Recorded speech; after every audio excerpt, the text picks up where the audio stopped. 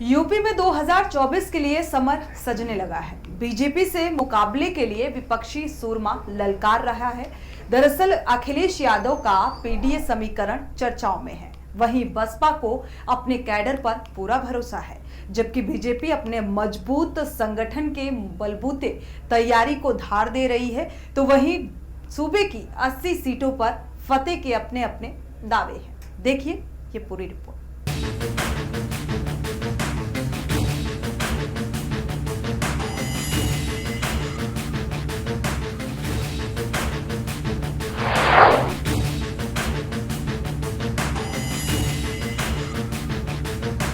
UP में 2024 के लिए सजने लगा समर। बीजेपी से मुकाबले के लिए ललकार रहे सूरमा। अखिलेश का पीटीए समीकरण, बसपा को कैडर पर भरोसा।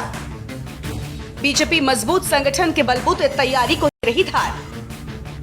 80 सीटों पर फतेह के अपने अपने दावे।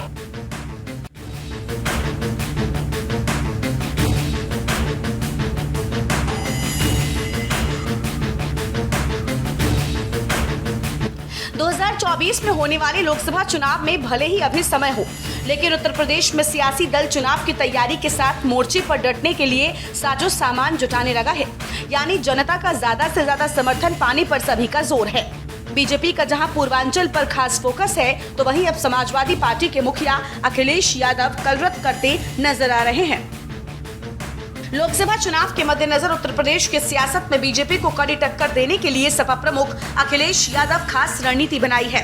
उन्होंने सपा कैडर को प्रशिक्षण देने के साथ साथ सामाजिक न्याय और जातिगत मुद्दे को धार देने की रणनीति पर अमल करना शुरू किया है। इसके लिए अखिलेश यादव ने एक बार फिर से रथ यात्रा का दांव चला है। लखीमपुर खीरी में सपा के बूथ प्रबंधन प्रशिक्षण कार्यक्रम के अंतिम दिन अखिलेश यादव पहुंचे और मिशन 2024 का बिगुल फूंका। बता दें कि अखिलेश यादव ने जातिगत जनगणना और सामाजिक न्याय के मुद्दे पर लोक जन जागरण यात्रा से समर का आगाज कर दिया है। वहीं सपा यूथ और बूथ को मजबूत करने में जुट गई है। 2 दिनों तक लखीमपुर खीरी में अपने कैडर को बूथ प्रबंधन, जातीय जनगणना, सामाजिक न्याय, संविधान, लोकतंत्र का भविष्य और लोकसभा चुनाव के मुद्दे पर ट्रेनिंग दी गई, जिसमें बूथ से लेकर जिला स्तर तक के करीब 5000 कार्यकर्ताओं ने शिरकत की है। यात्रा सपा का सफल दांव। 1987 में मुलायम सिंह यादव ने क्रांति रथ निकाला था। कांग्रेस को सत्ता से हटाने के लिए क्रांति रथ यात्रा निकाली थी। 1989 के चुनाव में मुलायम सिंह उत्तर प्रदेश के मुख्यमंत्री बने। अखिलेश यादव ने साल 2001 में पिता मुलायम के ही अंदाज में क्रांति रथ निकाला था। अखिलेश यादव 2012 के चुनाव में फिर यात्रा पर निकले। अखिलेश ने बसपा सरकार के खिलाफ रथ यात्रा और साइकिल यात्रा निकाली थी। दरअसल समाजवादी पार्टी एक बार फिर अपनी ताकत को बढ़ाने की मुहिम में जुट गई है, जिसके तहत ही जिला स्तर पर कार्यकर्ता प्रशिक्षण शिविर का आयोजन किया जा रहा है।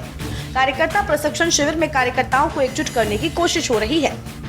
समाजवादी पार्टी अध्यक्ष अखिलेश यादव से लेकर राष्ट्रीय प्रधान महासचिव रामगोपाल यादव और राष्ट्रीय महासचिव शिवपाल यादव लगातार बड़े संदेश देते दिख रहे हैं। तो वहीं समाजवादी पार्टी प्रदेश में प्रबल प्रतिद्वंदी भारतीय जनता पार्टी पर लगातार बड़े हमले कर रही है। इसके जरिए कार्यकर्ताओं को संदेश देने का प्रयास किया जा रहा है कि पार्टी भाजपा के मुकाबले में पूरी तरह से खड़ी है। सीतापुर के नैमिषारण्य में सपा कार्यकर्ता सम्मेलन के आयोजन को लेकर रामगोपाल यादव का बड़ा बयान आया। उन्होंने कहा कि असुरों का विनाश करने के लिए नैमिषारण्य से कार्यक्रम की शुरुआत हो रही है। इसमें उन्होंने जोड़ा कि भारतीय जनता पार्टी के लोग क्या किसी असुर से कम हैं। उन्होंने संदेश दिया कि लोकसभा चुनाव 2014 में समाजवादी पार्टी भारतीय जनता पार्टी को इसी रणनीति के तहत हराएगी। इस तीर्थ स्थान पर खड़े होकर के मैं यही कह सकता हूँ, असुर वही है जो अत्याचार करते हैं, असुर वही है जो अत्याचार कर रहे हैं। और ये स्थान हमें वो पौराणिक याद दिलाता है कि असुरों का भी असुर यहाँ नहीं हुआ। और ये स्थान ऐसा सुरक्षित है, ऐसा कवच है इस स्थान पर कि असुरों को भी यहाँ आने की अनुमति नहीं है। तो ऐसी पवित्र स्थान पर हम समाजवादी पार्टी के लोग बैठे हैं, निर्णय लेंगे।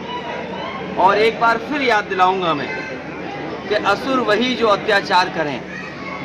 जेल में हत्या, फिर जेल में हत्या, कचहरी में हत्या और प्रेस के सामने हत्या, कोई प्रेस बन करके आ रहा है वो हत्या कर रहा है, कोई वकील बन करके आ रहा है वो हत्या कर रहा है।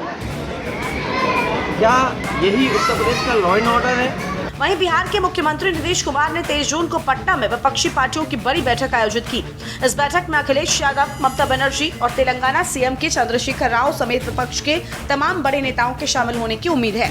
नीतीश कुमार की कोशिश है कि कांग्रेस के बिना कोई गठबंधन न तैयार हो।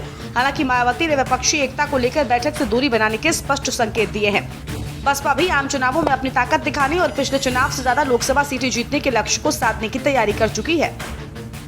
फिलहाल मायावती की यूपी में बदलते राजनीतिक हालात पर नजर है। मायावती ने 2024 चुनाव के लिए लखनऊ में बैठक का ऐलान किया है, जिसमें भावी रणनीति के एजेंडे को अंतिम रूप दिया जाएगा। तो वहीं सपा के पीडीए फॉर्मूले को लेकर राजनीति शुरू हो गई है। बसपा सुप्रीमो मायावती ने अखिलेश पर करारा हमला बोला है। मायावती ने सपा के पीडीए को परिवार, दल और अलायंस बताया है। पीडीए पर निशाना साधते हुए अपने आधिकारिक ट्विटर हैंडल से ट्वीट किया है। मायावती ने ट्वीट कर लिखा कि सपा की ओर से एनडीए के जवाब में पीडीए यानी पिछड़े, दलित और अल्पसंख्यक का राग, इन वर्गों के अति कठिन समय में भी केवल तुकबंदी के सिवाय और कुछ नहीं। इसके लिए इन वर्गों के लोग सावधान रहें। अखिलेश यादव के रायबरेली में काशीराम की प्रतिमा अनावरण करने को लेकर मायावती ने सपा पर हमला बोला था। उन्होंने कहा कि ये पैंतरेबाजी है। मायावती ने अपने कार्यकर्ताओं को 1995 का गेस्ट हाउस कांड याद दिलाया था। उन्होंने कहा कि इसी कांड की वजह से बसपा का सपा से गठबंधन टूटा है। अगर सपा काशीराम की मिशनरी सोच से हिसाब से सरकार चलाती रहती तो गठबंधन में कभी दरार नहीं पड़ती। ये गठबंधन देश पर राज कर रहा होता। आपको बता दें कि यूपी की 80 में से 66 लोकसभा सीटों पर इस समय बीजेपी का कब्जा है। बीजेपी ने अब उन 14 सीटों को लेकर खासा एक्शन प्लान तैयार किया है, जो इस समय बसपा, सपा और कांग्रेस के पास हैं। केंद्र और उत्तर प्रदेश की सत्ता पर काबिज भारतीय जनता पार्टी मोदी सरकार के 9 साल पूरे होने का जश्न मना रही है। मोदी सरकार के 9 साल पूरे होने पर जश्न के साथ साथ बीजेपी ने लोकसभा चुनाव की तैयारियां शुरू कर दी हैं। बीजेपी का फोकस अभी यूपी की उन सीटों पर ज्यादा है जो सीटें इस समय विपक्षी पार्टियों के पास हैं। बता दें कि बीजेपी ने यूपी में महासंपर्क अभियान तेज कर दिया है। महासंपर्क अभियान 9 साल के जश्न और विधिक योजनाओं के साथ पार्टी का ध्यान कमजोर कड़ियों की पहचान कर उन्हें दुरुस्त करने पर है। पार्टी ने यूपी में जीत के लिए जो रणनीति बनाई है उसमें माइक्रो मैनेजमेंट पर जोर के साथ ही लोकसभा सीट स्तर पर विस्तारकों की भूमिका का नया प्रयोग किया गया है। बीजेपी विस्तारकों को 5 बिंदुओं पर काम करने के लिए कहा है। बीजेपी के प्रदेश अध्यक्ष भूपेंद्र चौधरी और संगठन मंत्री धर्मपाल सिंह ने लखनऊ में विस्तारकों के साथ लखनऊ में बैठक की। इस बैठक में विपक्ष के कब्जे वाली 14 सीटों को लेकर विस्तारकों को बूथ लेवल पर संगठन का ढांचा दुरुस्त करने के साथ ही प्रभावी मतदाताओं के साथ संपर्क करने में पार्टी के लिए सेतु का काम करने का टास्क भी सौंपा है। बता दें कि बीजेपी ने 2024 में यूपी की सभी 80 सीटें जीतने का लक्ष्य निर्धारित किया है। हारी 14 लोकसभा सीटों के तहत आने वाली 84 विधानसभा सीटों के लिए विस्तारक भी तय कर दिए गए। लखनऊ में इन विस्तारकों की बैठक भी हो गई। इसमें इससे जमीनी स्थिति को लेकर फीडबैक लेने के साथ ही 5 बिंदुओं पर टास्क सौंपा गया। इसमें सबसे प्रमुख टास्क है 22,000 बूथ पर फोकस, जहां 2019 में बीजेपी की स्थिति काफी कमजोर रही थी और कम वोट मिले थे। बीजेपी ने विस्तारकों को बूथ लेवल पर पार्टी को मजबूत करने के लिए काम करने, ऐसे प्रभावशाली लोगों की सूची बनाकर उनसे संपर्क में पार्टी के लिए सेतु का काम करने के लिए कहा, जो मतदाताओं को प्रभावित करने की स्थिति में हो। विस्तारकों से ऐसे लोगों की सूची बनाकर नाम और पते के साथ पार्टी नेतृत्व को उपलब्ध कराने के लिए कहा गया है। विस्तारक बूथ लेवल कार्यकर्ताओं के कामकाज पर भी नजर रखेंगे। विस्तारकों को एक काम और सौंपा गया है, वो है दूसरे दलों के लोगों को बीजेपी से जोड़ने का काम। बीजेपी दूसरे दल के ऐसे नेताओं को चिन्हित कर उनको पार्टी से जोड़ना चाहती है जो किसी कारण से अपनी पार्टी से नाराज चल रहे हैं या वहां हाशिए पर हैं। ऐसे लोगों से संपर्क का काम भी विस्तारकों को दिया गया है, इसलिए वो इनकी सूची तैयार करके प्रदेश नेतृत्व को भेजेंगे। इसमें पिछले चुनाव में असरदार भूमिका निभाने वाले दूसरे दल के नेताओं को छांटा जाएगा। फिर पार्टी से हरी झंडी मिलने के बाद उनको बीजेपी में शामिल करने की कोशिश की जाएगी। वहीं बीजेपी ने विपक्षी दलों की कब्जे वाली 14 लोकसभा सीटों के 84 विधानसभा क्षेत्र, 22,000 बूथ पर पार्टी कार्यकर्ताओं की गुटबाजी खत्म करने का जिम्मा भी विस्तारकों को सौंपा है। विस्तारक अपने स्तर से अलग अलग गुट में बंधे कार्यकर्ताओं को एकजुट करने, उनकी नाराजगी दूर करने, उन्हें मनाने की कोशिश करेंगे। अगर इन सारी कवायदों के बाद भी गुटबाजी खत्म नहीं होती है तो इससे हवा देने वाले कार्यकर्ताओं की सूची विस्तारक सीधे प्रदेश नेतृत्व को देंगे। विस्तारकों से ये भी कहा गया है कि उन विधानसभा क्षेत्रों में बड़े नेताओं की रैलियों और पार्टी की ओर से आयोजित किए जाने वाले कार्यक्रमों को लेकर जमीन तैयार करें, जहां पार्टी कमजोर स्थिति में है। यूपी में बीजेपी को 2014 की अपेक्षा 2019 में 9 सीटों का नुकसान उठाना पड़ा था। ताजा तस्वीर यह है कि यूपी में 80 में से 66 सीटों पर बीजेपी के सांसद हैं। प्रदेश की 14 सीटें ऐसी हैं जहां बसपा, सपा और कांग्रेस के सांसद हैं। बीजेपी का पूरा फोकस अब रायबरेली, मैनपुरी, लालगंज समेत